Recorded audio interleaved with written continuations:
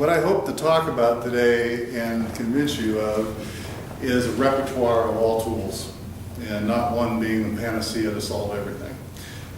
Because there's a lot of considerations we have to take into account.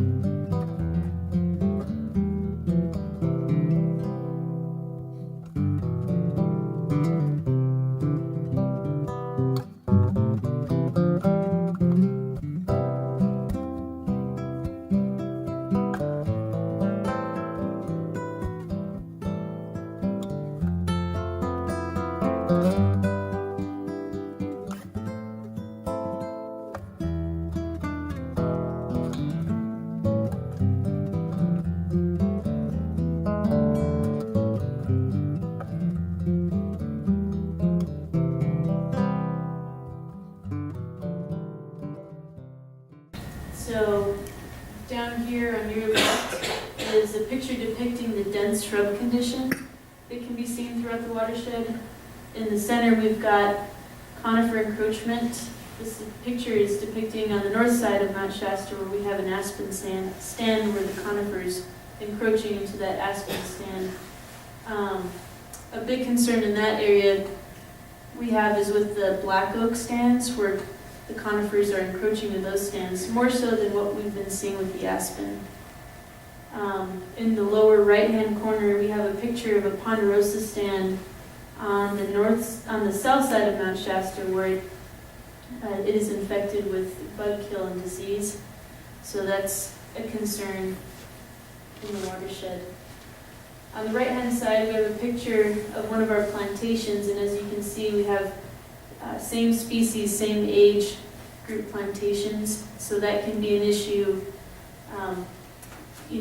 Going back to the bug and disease infestations, if you have a stand that's all same age, same species, it's easier to bounce from one tree to the next.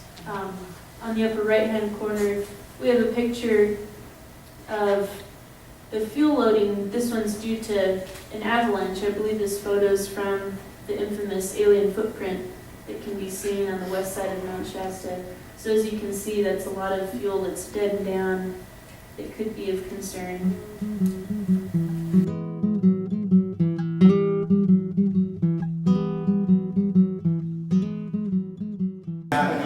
But anyway, this is typical of what a lot of the forests look like, or the classic idea, but it isn't what they all look like. Next.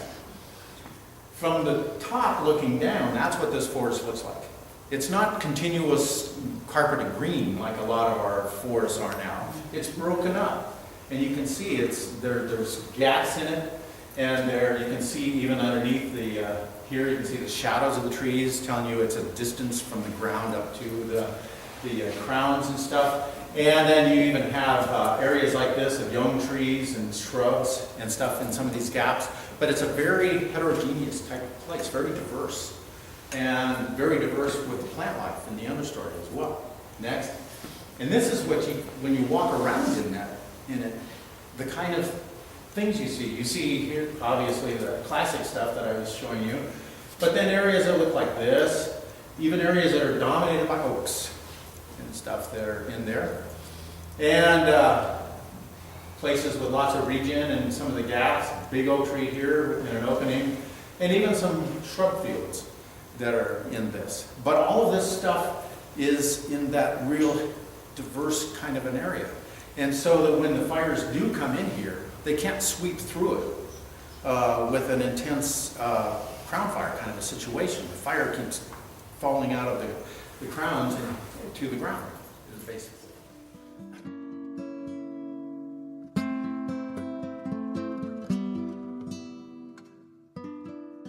I meant to bring my digital caller in, I forgot it's out in the truck, but a male spotted owl, his typical four note will sound something like this.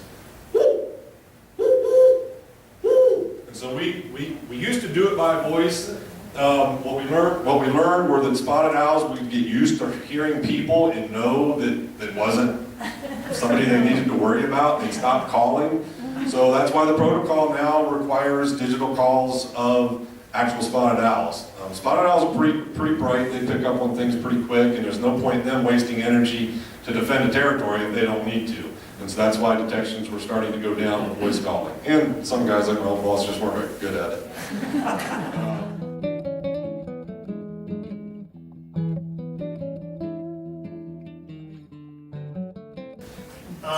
Here's the Clark's nutcracker, a member of the corvid family.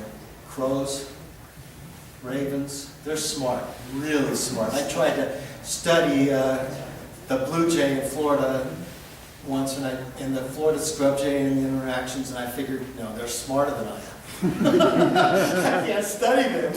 They were really smart. And I don't know I can't remember all the statistics for this, but I mean, there's people that have done all these dissertations and postdocs and study these things. These guys, okay, if you put a bag over the cone of these white bark pine, you put I don't know, barbed wire or something, or not barbed wire, but chicken wire or something around it, come back the next summer, all the seeds are rancid. They haven't left the cone. They cannot leave the cone. What helps them to leave the cone? That critter, the Clark's nutcracker. And if you look at, now this is just various cones. I mean, I just got a subsample, seeds. But if you look at the seeds of pine trees, some of them in the world are heavy and they don't have wings. Other seeds of pines are light and they have wings. So why have a wing? It helps, like the samara of a maple tree, it kind of comes and it slows the fall down, the wind picks it up and it balloons it off, right? This bird functions in that way. The record in their pouch, they have this big pouch, I forget what it's called, underneath their tongue. It's like a big bag. And they can hold like 18 or 20 seeds. And they deliver, in a season, over 10,000 seeds.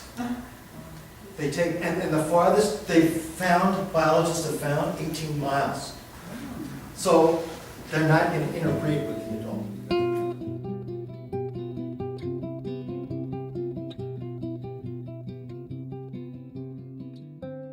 And then what we see a lot up in that country is knobcone pine forest. And if you're not familiar with knobcone pine, the cones are what we call serotinous cone, and they need heat to open. And so they're kind of a fire-dependent species. So whenever we see knobcone pine, it's an indication that a fire has occurred in the area. And in this case, a lot of that knobcone pine seeded in after that 1938 fire. And one thing about knobcone pine, though, it's not a real long-lived tree species, so they tend to, after 50 years or so, 60 years, a lot of them start dying. And so we are starting to see a lot of mortality in the knobcone pine stands. And they're kind of setting themselves up to burn again, so they're dependent on that fire. You can see the cones, they kind of hang right on the branches. That picture's maybe a little harder to see. Actually, you can see the cones here, and they'll just hang right on those branches unopened for years until a fire comes by.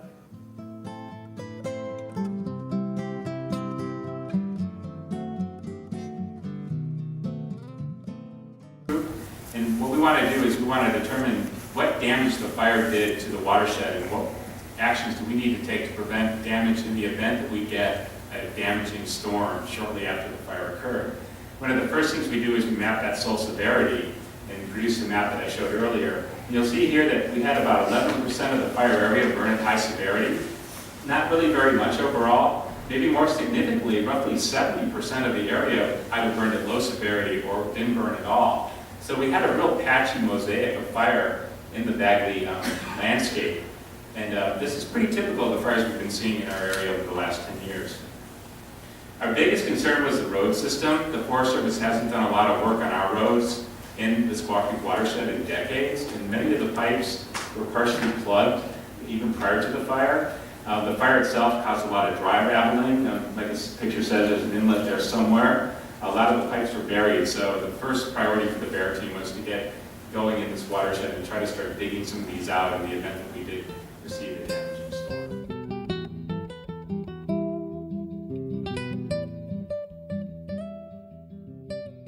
Another thing is forest pests, and we heard a little bit about beetles. Beetles, like any other animal, in general, we can expect them to go north, and we can expect them to go upslope. And that's really happened in Colorado and in British Columbia, places that used to be so cold in the winter that the beetle couldn't overwinter. Now it's warmer, the beetle can live there, and it's really, it's really done a number on some of the forests. Huge swaths of forest have been kind of wiped out by the beetle. Here it's native, so we've had it, but drought conditions, more fires, it could become more prevalent. There are some other diseases, they're fungal diseases rather than insects, but they could become more prevalent in forests if we get wetter conditions. So if it's drought, we have one pest. If it's wetter, we have another pest. I don't know. Doesn't look too good. For the forest, now, a species that likes to live in shrubland might be happy.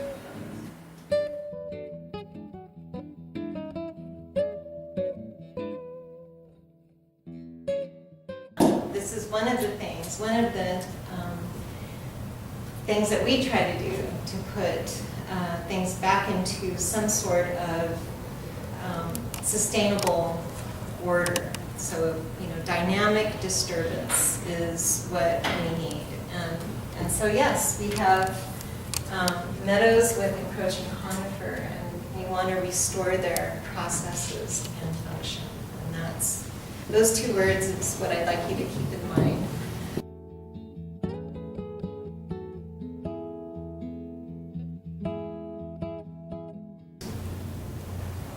So you have other options, of course. You can mechanically treat, there are chemical treatments. With prescribed fire, this is something you can use for fuels reduction or to promote regeneration. Prescribed fire has been used for thousands of years. Since at least the 1930s, it's been somewhat popular in some circles ecologically in the U.S. So you can reduce fire hazard, you can improve wildlife habitat, maintain biodiversity, promote regeneration by releasing seed and preparing mineral soil. And of course, important considerations with management aspects include what the appropriate fire frequency, what the appropriate season in which to burn, or weather conditions in which to burn are. So I want to do a little exercise. How many people here are landowners? I recognize some of you. So quite a few of you then. So maybe some of you could share, what does your ideal forest look like? Just kind of shout out some things, some characteristics that would be in an ideal forest. Healthy. Spacious. Spacious. Yeah. Diverse. Diverse. Oh, I heard something else over here. No. Wildlife. Wildlife. Water. Water. So those are all things that are both on the site itself and maybe downstream benefits too that I heard. So I think you heard Bruce talk about some of his ideal forest conditions, and that was kind of the start. Once he started to realize he had this resource, that maybe wasn't his ideal resource, you know. That's kind of the start. You need to know where you want to go in order to get there, right?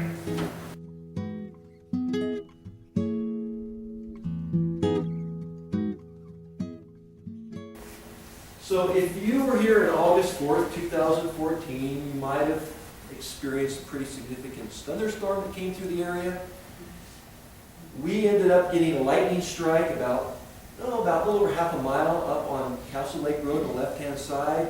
There was, it's indicated by the pin, there was smoke spotted, and of course the fire crews were called out, Shasta T and CAL FIRE.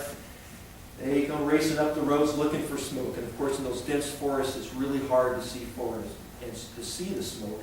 But fortunately, we had gone through there and had cleaned out a lot of this area, and they spotted the fire, and that's what it looked like when they got there pretty much. There was a tree on fire and the ground was burning right around it, so they pulled crews in there, they got the tree cut down, they started to do hand lines around the fire. The thing that they were just excited about, well, there was two things. The first thing was that they were able to see the smoke from the ground on the road. They saw the smoke through the trees.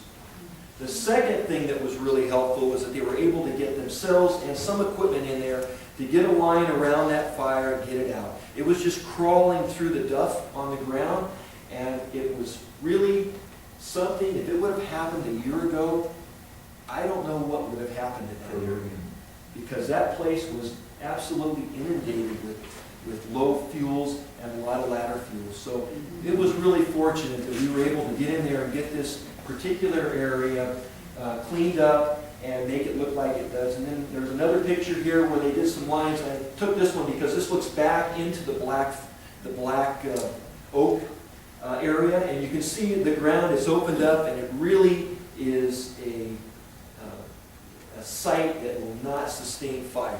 You know, unless you get a lot of wind, but for what we're looking at, it really helps us maintain what we're trying to do and meet our objectives.